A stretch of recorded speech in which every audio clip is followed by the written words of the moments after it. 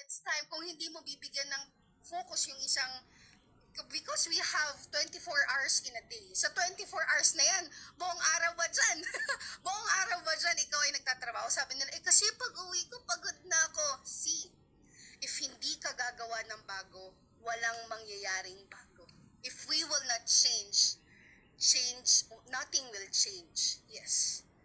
Pero ano man lang ba yung 1 to 2 hours to 3 hours in a day na ibibigay mo para sa something na makatawid ka. Nakita mo na kanina yung 4 quadrants from employment, self-employed. Paano ka makakatawid ngayon to business? Di ba? Paano ka makakatawid ngayon sa business? Eto na yon. Kaya sabi nila, the trouble is if you think you have time. Sabi nga nila, yung mga tao na daw na nasa deathbed nila, pagtatanungin sila, ang lagi daw tinatanong, nasulit ko ba yung buhay na meron ako? Yes. Why you want freedom? Because gusto mong masulit yung time, yung money na meron ka. But if you think that wala kang oras, di ba? Ayun, the trouble is you think you have time. What I focus on, expand.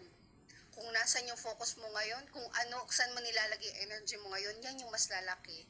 If you're thinking about problem, mas lalaki lang siya. But if you think of the solution, yung solution na yon, alam mo, pag